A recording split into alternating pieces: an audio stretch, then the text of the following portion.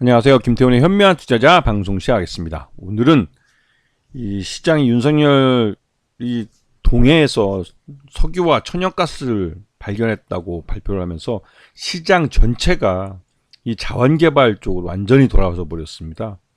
그 중에서 이제 시장 내에서 확실하게 수혜를 받을 수 있는 업체들이 대거 급등을 하면서 한국가스공사 같은 경우는 그 무거운 주식이 상한가까지 쳤죠.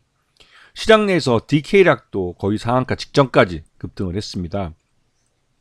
이 DK락은 쉽게 말해서 파이프와 파이프를 연결해주는 밸브와 또 피팅 이런 것들을 만들고 있는 회사로 직접적으로 유전 개발하는 업체에 이런 관련된 피팅과 또 이런 밸브를 납품을 하고 있는 회사입니다. 즉 실제로 오일과 가스에서 이런 사업 쪽에서 이쪽 시장에서 수익을 내고 있는 회사죠. 이 회사가 주로 하고 있는 이런 사업체 쪽은 플랜트 쪽입니다. 대부분의 거대 설비나 장비 쪽에 들어가는 밸브를 이제 주로 만들어서 납품을 하고 그 설비에 맞는 커스터마이징된 이 밸브와 피팅을 만들어서 납품을 하는 것이죠. 그렇기 때문에 어느 정도 고객 신뢰도가 있어야만 이런 거대한 플랜트에 부품을 납품할 수 있는 회사가 되는 겁니다. 그런 면에서 굉장히 신뢰감이 있는 그런 회사이기도 하죠. 오랜 업력을 갖고 있기 때문에 그렇죠.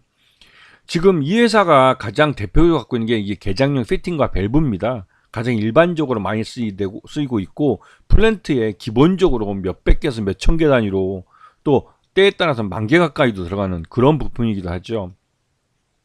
여기다가 이 오일과 가스에 들어가는 이 대형 프로세스 밸브라고 해서 이런 것들은 실제로 가즈프롬 같은 러시아의 이 석유 회사에 직접 납품이 돼서 사용되고 있는 그런 신뢰성이 확보된 부품이기도 합니다. 요번에 동해에서 유전을 개발한다면 심해에서 이러한 석유나 천연가스를 뽑아 올려야 되는데요. 그런 심해에서 사용할 수 있는 밸브와 또 이런 이 밸브 제품들에 대한 신뢰도를 갖고 있는 이런 제품을 갖고 있는 회사입니다. 그리고 반도체 설비나 이런 장비들에도 이 회사의 밸브가 사용되고 있죠. 하여튼 우리나라에서 플랜트라고 부를 수 있는 모든 장비에는 이 회사의 부품이 이런 밸브가 들어간다고 생각하면 뭐 틀린 말은 아닐 겁니다.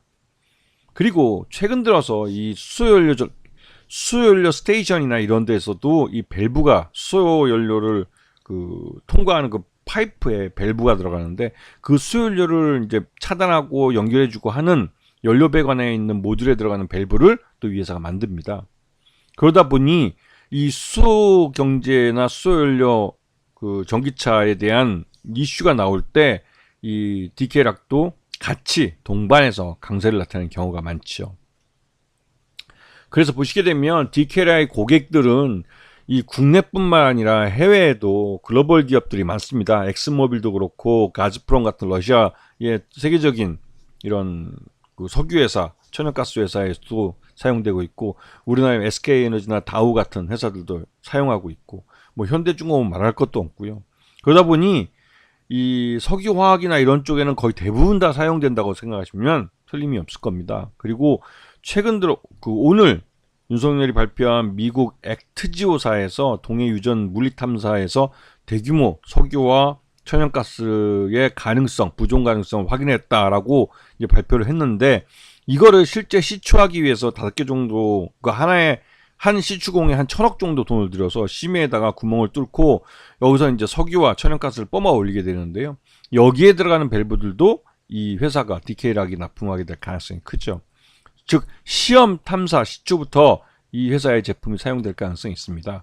이 미국 액트지오사가 이 탐사 전문 회사이기도 하지만 시험 채굴에서도 이 액트지오가 하고 있다고 알려져 있어서 액트지오가 국내 업체가 있는데도 불구하고 국내 업체를 사용하지 않고 미국 회사를 사용한 거다. 그러면 이건 분명히 국부 유출이라고 볼 수가 있는 것이죠. 지금 이번 1분기 때 보시게 되면 국내 시장이나 해외 시장이나 전반적으로 좀 부진한 모습을 보였습니다. 국내 시장도 1.86% 정도 좀 증가하긴 했지만 해외 시장 쪽에서 가즈프롬 같은 러시아 기업과의 거래가 끊기면서 21.54% 줄어든 그런 매출을 보여줬죠.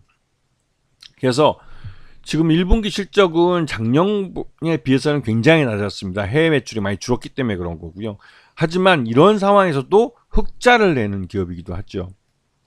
그래서 최대주 지분은 34.29%를 갖고 있기 때문에 최대주 지분이 30% 이상 돼서 굉장히 경영권이 안정돼 있는 회사로 평가되고 있습니다.